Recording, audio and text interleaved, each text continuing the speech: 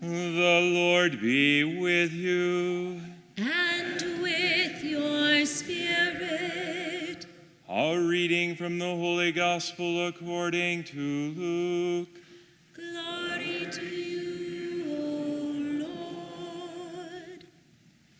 Jesus said to his disciples, "A rich man had a steward who was reported to him for squandering his property. He summoned him and said, 'What is this I hear about you? Prepare a full account of your stewardship, because you can no longer be my steward.' The steward said to himself, 'What shall I do, now that my master is taking the position of steward away from me? I'm not strong enough to dig, and I'm ashamed to beg. I know what I shall do, so that when I am removed from the stewardship, they may welcome me into their homes.' He called in his master's debtors one by one. To the first he said, 'How much do you owe my master?' He replied, 100 measures of olive oil.' He said to him, 'Here is your promissory note. Sit down and quickly write one for 50. Then to another the steward said, 'And you, how much do you owe?' He replied, 100 cores of wheat. The steward said to him, 'Here is your promissory note. Write one for 80. And the master commended that dishonest steward for acting prudently. For the children of this world are more prudent in dealing with their own generation than are the children of light. I tell you, make friends for yourselves with dishonest wealth, so that when it fails, you will be welcome into eternal dwellings. The person who is trustworthy in very small matters is also trustworthy in great ones. And the person who is dishonest in very small matters is also dishonest in great ones. If, therefore, you are not trustworthy with dishonest wealth, who will trust you with true wealth? If you are not trustworthy with what belongs to another, who will give you what is yours? No servant can serve two masters. He will either hate one and love the other, or be devoted to one and despise the other. You cannot serve both God and mammon." The Gospel of the Lord. Praise to you, Lord Jesus Christ.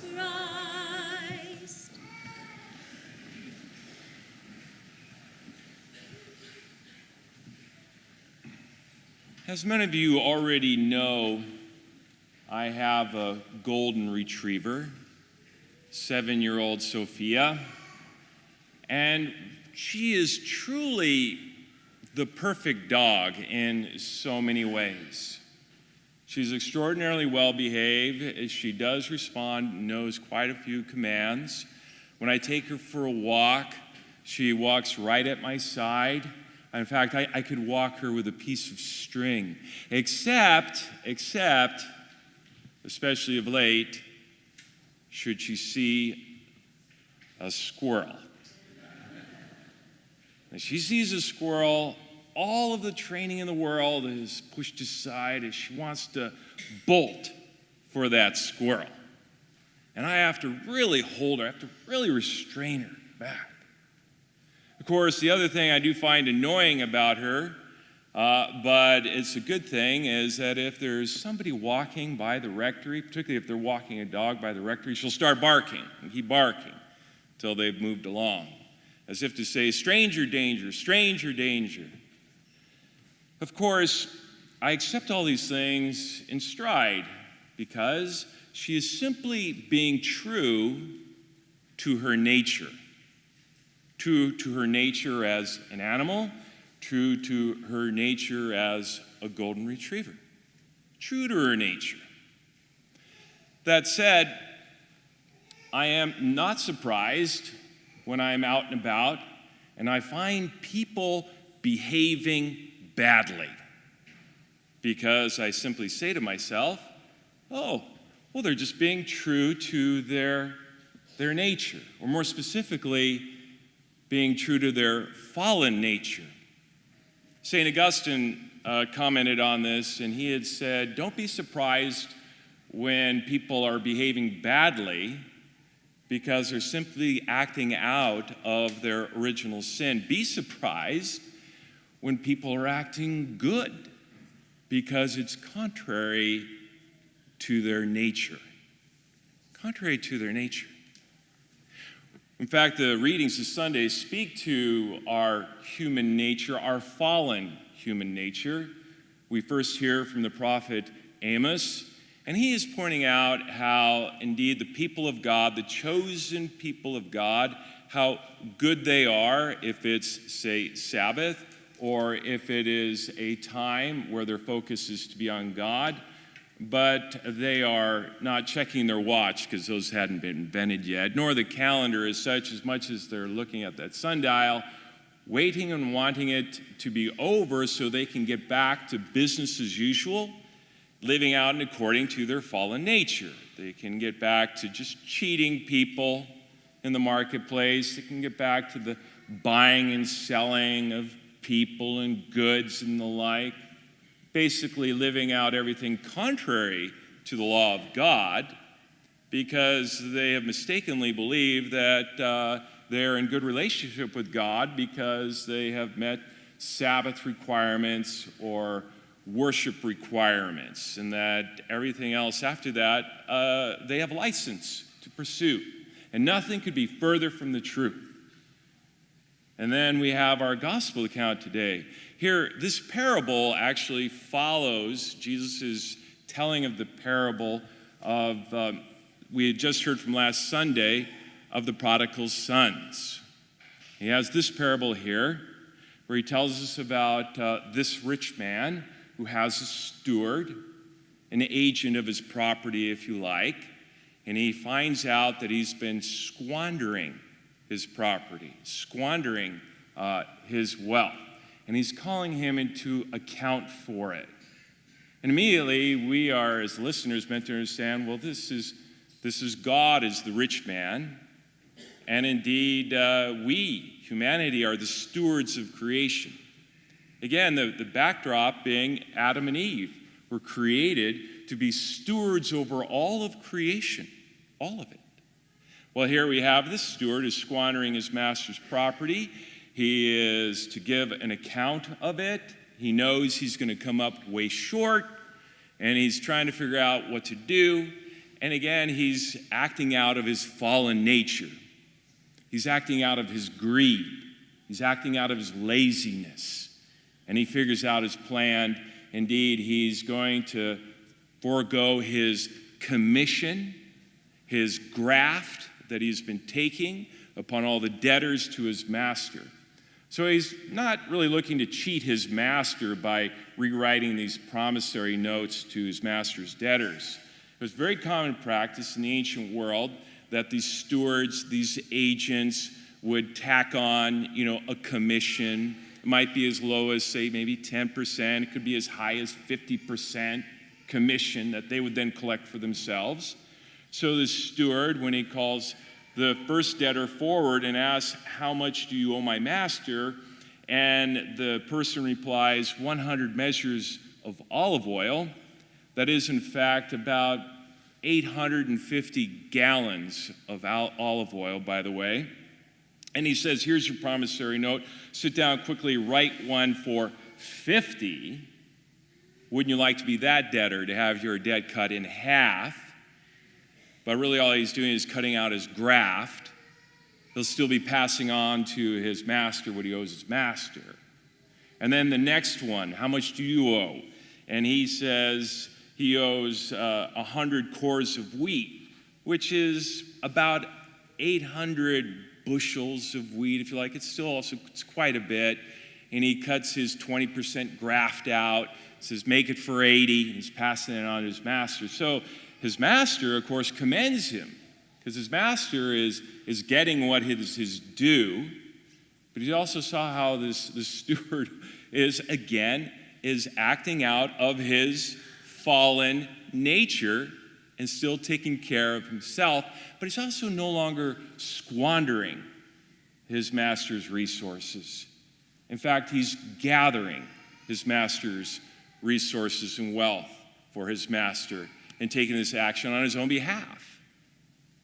So it's a very powerful lesson that Jesus is putting forward, first and foremost, how it comes so natural to us to be looking out for ourselves and acting out for looking out of ourselves. And we do that in acting out of our fallen nature. Every time we act out with pride, every time we act out with greed, every time we act out in anger, every time we act out in lust, every time we act out in envy, every time we act out in sloth, every time we act out in gluttony, the 7 deadly sins, every time in every instance, great or small, that we are acting out, we're acting out of our fallen nature. And someone may point to it and say, well, I'm only human. No. You're a human who's acting out of your fallen nature, but God has chosen and created you to be something more, something better. God has raised up our nature. And through the person of Jesus Christ, God has redeemed our nature.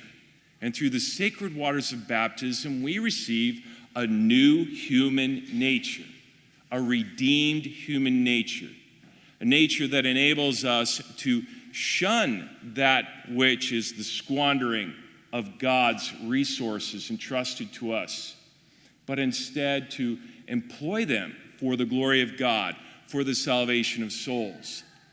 And yet, our fallen nature, although it's been redeemed, is still at odds with our redeemed nature. There's still this attraction, there's still this pull to act out on our fallen nature in little ways or big ways. And that's why Jesus expands upon the lesson with this parable.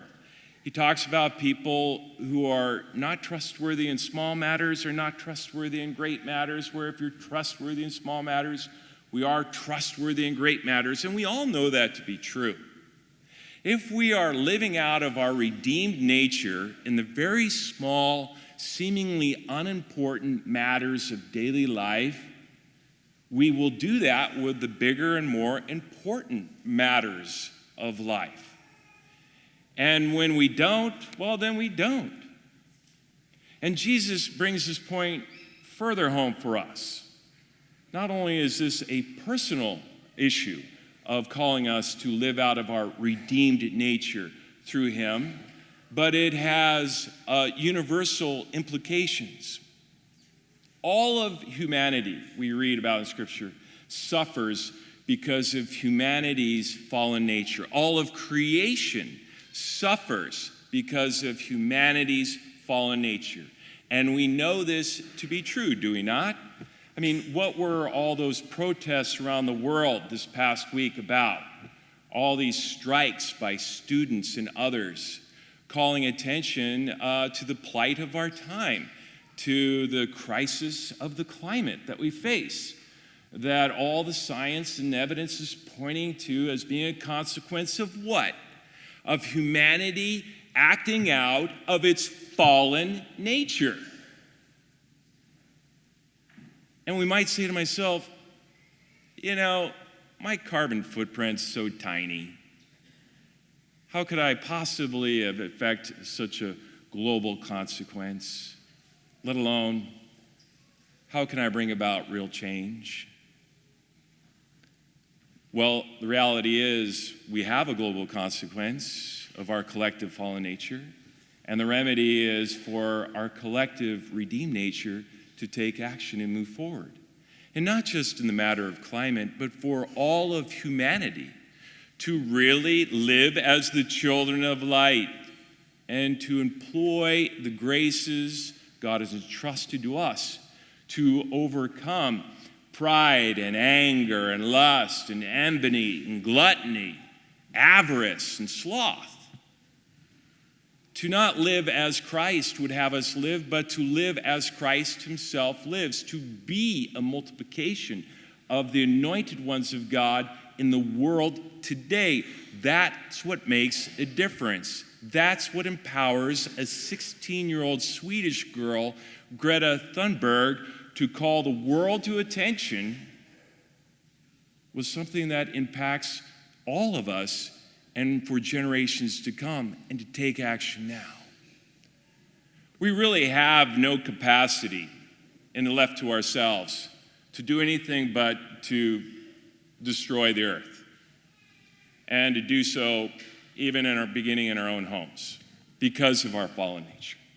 But that's the very reason why God became incarnate in the person of Jesus Christ, to save us from what? Ourselves and our fallen nature, and to redeem our nature, our human nature, so that we might become more, that we might live into the very created in the image and likeness of God we were made.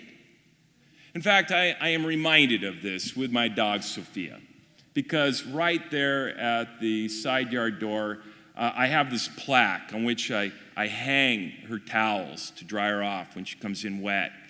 And the plaque reads, "May I become the kind of person my dog thinks I am." Oh, to be that person. She can help me, but she can't do it for me. Instead, I am reminded every time I see that, and I offer this prayer, and I invite you to do the same. To pray every day, just as Paul was directing Timothy to do. To pray every day, and not just for yourself, but to pray for world leadership and authority. To pray for those who are empowered to make a better difference for everyone. To pray every day, but to pray, oh God, may by your grace I become the person that through your Son, Jesus Christ, you redeemed me to be.